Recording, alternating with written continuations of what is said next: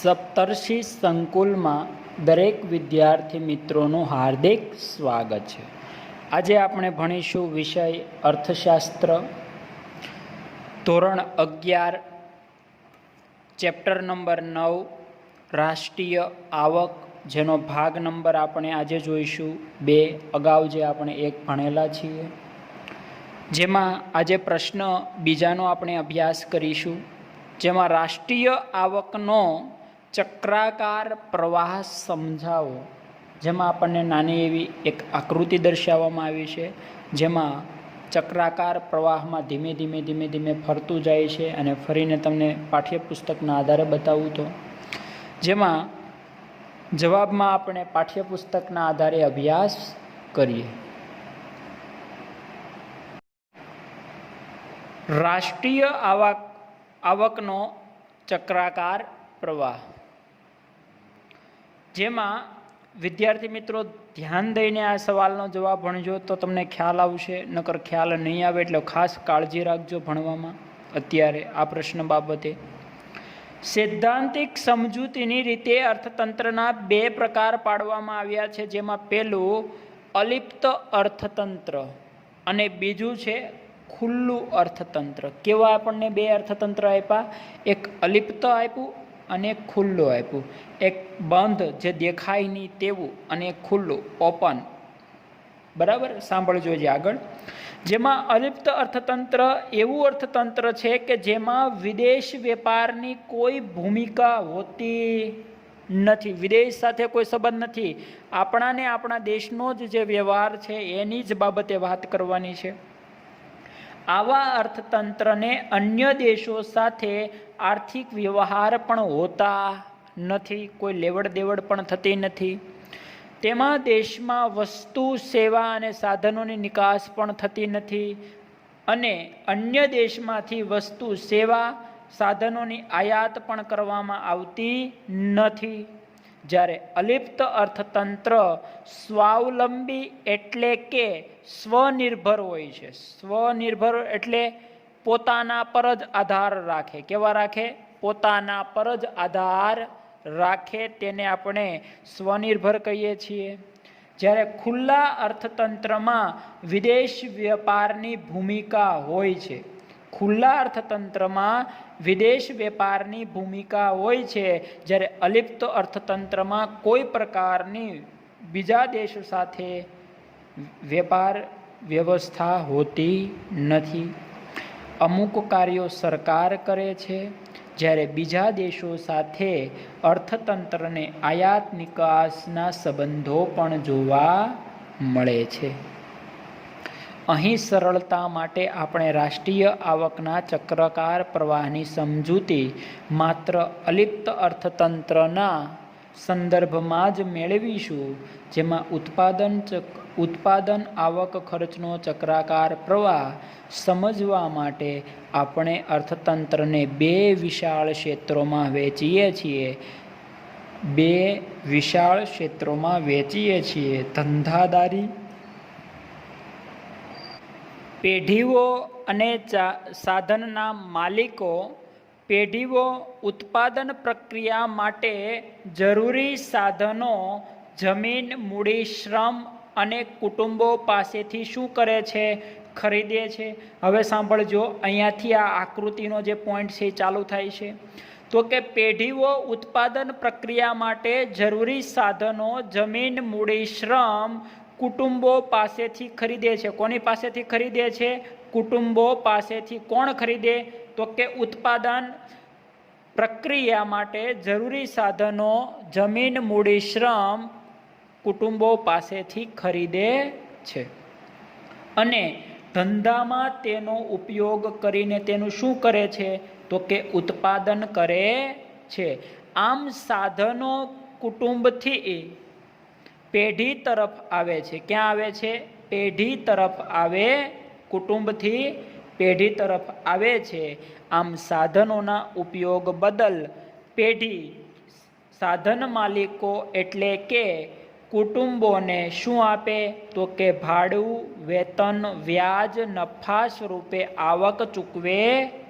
જો પહેલાં કુટુંબોએ આપણને શું આપ્યું? તો કે ઉત્પાદનવાળાએ આપણે કુટુંબ પાસેથી માંગ્યું, બરાબર, કે ભાઈ તું આ મને વસ્તુ આપ, એટલે જમીન, મૂડી, શ્રમ, નિયોજક આપ્યું, એટલે ઉત્પાદન પેઢીઓ પાસે આ બધી વસ્તુનું ઉત્પાદન થયું, અને ઉત્પાદન વસ્તુ થયા બાદ ભાડું, વ્યાજ, વેતન અને નફો, વળતર આપણને ચૂકવે છે.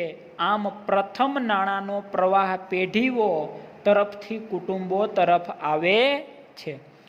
તો કે ઉત્પાદન પેઢીએ સાધન માલિકો પાસેથી જમીન, મૂડી, શ્રમ, નિયોજક માંગ્યું, અને એ બાદ પછી ભાડું, વ્યાજ અને વેતન, એટલે કે એક પ્રકારનું વળતર, એક પ્રકારની આવક કોને થશે? તો કે સાધન માલિકોને થશે.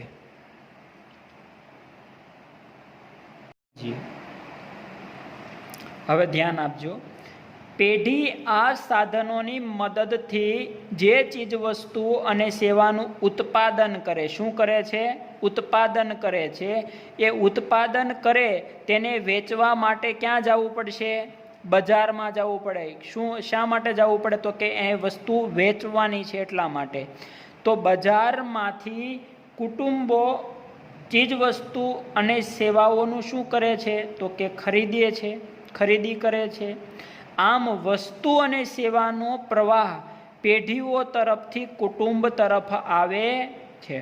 જો પહેલાં આપણે એને આ કાચું બધી વસ્તુ જે કાંઈ જમીન, મૂડી, શ્રમ હતું એ દઈ દીધું, બરાબર. એ દીધા બાદ એની આપણને ભાડું, વ્યાજ, વેતન, નફો એટલે કે વળતર ચૂકવી દીધું. પછી આ પેઢીએ ઉત્પાદન કરેલો માલ છે, શું છે? ઉત્પાદન તૈયાર વસ્તુ અને સેવાઓ છે. એ કોને આપે છે? તો કે કુટુંબોને આપે છે. કોને આપે છે? કુટુંબોને આપે છે. અને એના બદલ જે કાંઈ ખર્ચ લાગ્યો એ પાછો કોને? તો કે ચૂકવણીઓ કરે છે. આ ઉપરથી નીચે અને નીચેથી ઉપર, આમ ધીમે ધીમે ચક્રાકાર પ્રવાહ ફર્યા કરે છે. આમ કુટુંબો વચ્ચે વસ્તુ અને સેવાની ખરીદી બદલ પેઢીને નાણાં પણ ચૂકવે છે, અને ચૂકવણી ખર્ચ, તેથી નાણાંનો પ્રવાહ કુટુંબોમાંથી ફરી પાછો પેઢીઓ તરફ ક્યાંથી આવ્યો? તો કે નાણાંનો પ્રવાહ કુટુંબોમાંથી ફરી પાછો પેઢીઓ તરફ આવે છે, અને નાણાંથી પેઢી ફરીથી સાધનો ખરીદી કરે છે, અને ફરીથી તેનું ઉત્પાદન પણ કરે છે. આમ કુટુંબોને ચૂકવણી પણ કરે છે. જો અહીં લખ્યું ફરી વખત, કારણ કે અહીંથી તમે આ બધી વસ્તુ આપી, એનું તમને વળતર, વેતન આપ્યું, પછી એ પાછું ઉત્પાદન તૈયાર વસ્તુના સેવાઓમાં પાછું કુટુંબને આપ્યું, એ પાછું કરીને એની ખર્ચ ચૂકવો અને પાછી તમને ચૂકવણી કરી. તો આમ ધીમે ધીમે ચક્રાકાર પ્રવાહ ફર્યા કરે છે, જેમાં પેઢીમાંથી કુટુંબો તરફ અને કુટુંબોમાંથી પેઢી તરફ સતત વહેતા આ નાણાંના પ્રવાહને ઉત્પાદન, આવક, ખર્ચનો એટલે કે રાષ્ટ્રીય આવકનો ચક્રાકાર પ્રવાહ કહેવામાં આવે છે. આવકનો આ ચક્રાકાર પ્રવાહ અર્થતંત્રને સતત એની ધબકતું રાખ્યું છે, જેમાં ચક્રાકાર પ્રવાહ સૂચવે છે કે રાષ્ટ્રીય આવક 3 રીતે માપી શકાય. એક ઉત્પાદનની રીતે, એક આવકની રીતે, અને ત્રીજું ખર્ચની રીતે. જો આપણે ઉત્પાદન કરશું તો આવક મળશે, અને આવક કરવા માટે, ઉત્પાદન કરવા માટે આપણે પહેલાં શું કરવું પડે? તો કે ખર્ચ કરવો પડે. તો સાધનો કુટુંબથી પેઢી તરફ અને વળતર પેઢીથી કુટુંબ તરફ આ રીતના વહ્યા કરે છે, એટલે કે ઉપરથી નીચે ફર્યા કરે છે. તો વસ્તુઓ પેઢીથી કુટુંબ તરફ અને ચૂકવણી કુટુંબથી પેઢી તરફ એમ વહે છે. પરંતુ આપણે યાદ રાખવું જોઈએ કે આ અલિપ્ત અર્થતંત્ર છે. કેવું છે? અલિપ્ત એટલે દેખાતું નથી. જે વાસ્તવમાં ખુલ્લા અર્થતંત્રમાં જોવા મળે છે, જેમાં સરકારની ભૂમિકા હોય. કોની હોય? સરકારની ભૂમિકા જોવા મળે છે.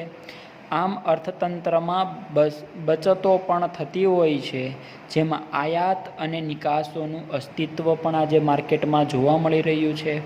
આવા ખર્ચ તંત્રમાં બજારને આધારે ચક્રાકાર પ્રવાહ સમજાવી શકાય છે. જે આપણે આકૃતિના આધારે જોયું તો આકૃતિમાં આપણને ખ્યાલ ઘણો આવે છે કે ભાઈ એરા ઉપરથી તમે ચાલો ને, એરા ઉપરથી તોય તમને ખ્યાલ આવે. જુઓ, સાધન માલિકો પાસેથી આપણે ક્યાં ગયા? તો કે એકમના ઉત્પાદન કરનારા પાસે ગયા. એકમના ઉત્પાદનો પાછા ક્યાં આવ્યા? સાધનના કુટુંબો પાસે આવ્યા. તૈયાર વસ્તુ અને સેવાઓ કરાવી. એવી જ રીતે આપણે અહીંયા ખર્ચ ચૂકવીને પાછા ક્યાં ગયા? ઉત્પાદન પેઢી પાસે. ઉત્પાદન પેઢીએ આપણને શું ચૂકવ્યું? તો કે એક પ્રકારનું વળતર ચૂકવ્યું. તો એ આ વળતર એ આપણી શું થઈ? તો એક પ્રકારની શું થઈ? તો કે આવક થઈ. અહીંયાથી પાછો ખર્ચ ચાલુ થયો. ખર્ચ એ પાછો વળતરમાં થયો. વળતર એ મળીને પાછો આપણે ખર્ચ કર્યો અને ખર્ચ કરીને આવી બધી ચૂકવણી કરીને જે આપણે ચક્રાકાર પ્રવાહ સમજી શકીએ છીએ. આ પોઈન્ટ અહીંયા પૂર્ણ થાય છે. નવા લેક્ચરમાં નવો પ્રશ્ન આપણે અભ્યાસ કરીશું.